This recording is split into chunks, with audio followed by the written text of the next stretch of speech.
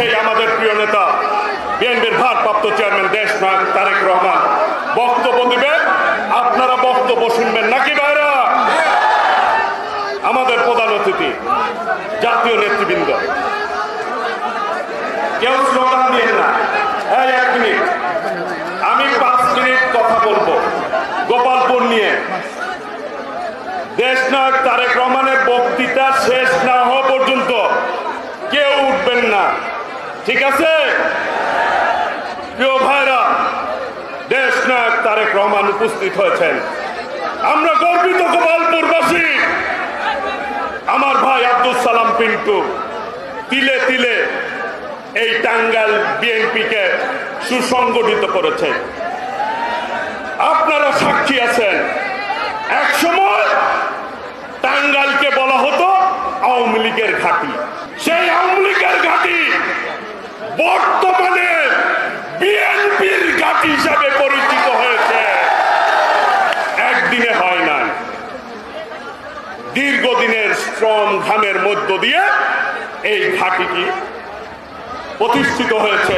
শহীদ রাষ্ট্রপতি জিয়াউর রহমানের ঘাঁটি, দেশনেত্রী বেগম খালেদা জিয়ার ঘাঁটি, দেশনায়ক তারেক রহমানের ঘাঁটি। প্রিয় ভাইরা, আপনারা এই গোপালপুরে অনেকে কষ্ট করেছেন, নির্যাতন ভোগ করেছেন। প্রিয় নেতা, আমি বলতে চাই, এই টাঙ্গাইলে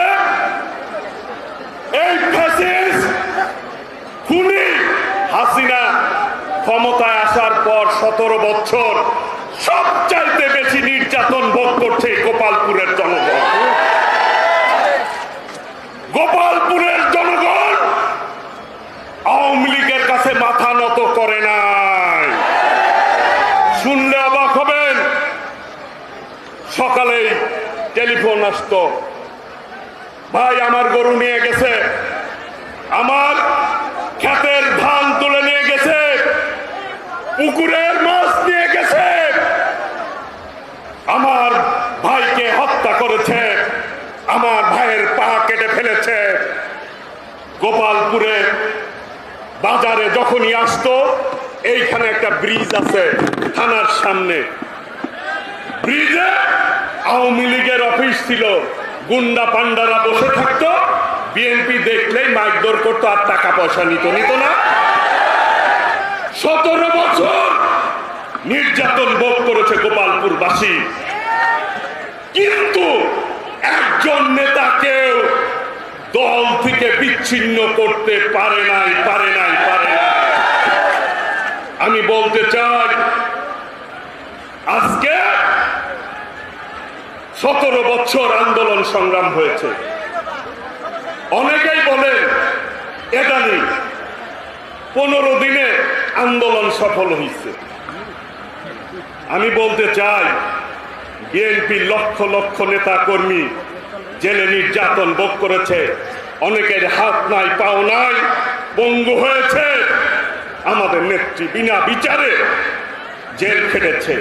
আমাদের নেতা এখানে আজকে উপস্থিত, বাংলাদেশে থাকার কথা, আজকে নির্যাতনের কারণে, মামলার কারণে আজকে বিদেশে থেকে দলের নেতৃত্ব দিচ্ছে। কোন দল? যেই দল বাংলাদেশের স্বাধীনতা দিয়েছে, স্বাধীনতার ঘোষকের দল শহীদ রাষ্ট্রপতি জিয়াউর রহমানের দল।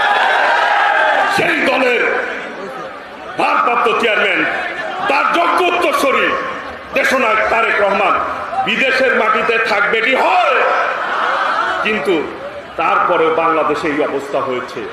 আজকে বলতে চাই, যারা বলতে চান বিএনপি আর আওয়ামী লীগ নাকি মুদ্রার এপিঠ ওপিঠ, বিএনপি কি বাকশাল কায়েম করেছে? বহুদলীয় গণতন্ত্র প্রতিষ্ঠা করেছে শহীদ রাষ্ট্রপতি জিয়াউর রহমান বাকশাল থেকে। আমাদের নেত্রী 9 বছর আন্দোলন করে দেশের মানুষকে গণতন্ত্র দিয়েছে, তাই না? আমাদের নেতা দীর্ঘদিন বিদেশে থেকে এই গণতান্ত্রিক আন্দোলনের নেতৃত্ব দিয়ে আজকে ছাত্র জনতার বিপ্লবের মধ্য দিয়ে আজকে ফ্যাসিবাদের পতন হয়েছে। এই পতনের কৃতিত্ব বাংলাদেশ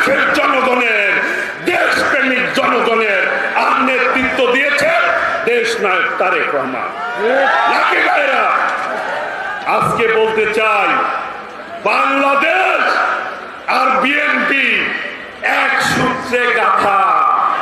এই বাংলাদেশ থেকে বিএনপিকে আলাদা করা যাবে না, যাবে না, যাবে না। অনেকেই ষড়যন্ত্র করেছেন, বলতে চাই ষড়যন্ত্র করেছেন, লাভ হয় না। এরশাদ ষড়যন্ত্র করেছিল, লাভ হয় নাই। হাসিনা ষড়যন্ত্র করেছে, লাভ হয় নাই। এখনো যারা চিন্তা করেন লাভ হবে না, আপনারা বিচ্ছিন্ন হয়ে যাবেন।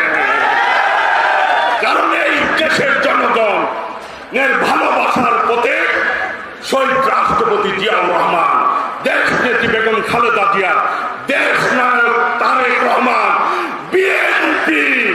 কাজে বিএনপিকে মুদ্রার এপিঠ ওপিঠ বলা যাবে না। বিএনপি হচ্ছে বাংলাদেশের মানুষের হৃদয়ের দল, গণতান্ত্রিক দল। কাজে গণতান্ত্রিক আন্দোলনের সংগ্রামে আমাদের নেতা নেতৃত্ব দিয়েছেন। প্রিয় ভাইরা, আমি বক্তৃতা শেষ করব। আমি শুধু একটি কথাই বলতে চাই, আপনারা অনেক কষ্ট করেছেন, অনেক নির্যাতন ভোগ করেছেন। আর কয়টা দিন, আর কয়টা দিন আপনারা ঐক্যবদ্ধ থাকেন। কেউ যারা ত্যাগ স্বীকার করেছেন, নির্যাতন ভোগ করেছেন, এই 17 বছর যারা মাঠে ছিলেন, দয়া করে তারা ঐক্যবদ্ধ থাকবেন। নতুন যারা আসে তাদেরকে, তাদের কারণে আপনারা ঐক্য বিনষ্ট করবেন না, করবেন না, করবেন না।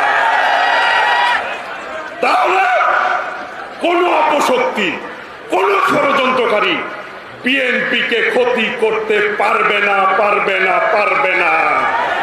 আল্লাহর রহমতে দেশ নায়ক তারেক রহমানের নেতৃত্বে বাংলাদেশ জাতীয়তাবাদী দল ইতিমধ্যে দেশ নায়ক তারেক রহমান ঘোষণা দিয়েছেন, যারা আন্দোলন করেছেন ঐক্যবদ্ধভাবে জাতীয় সরকার করবেন বিএনপি।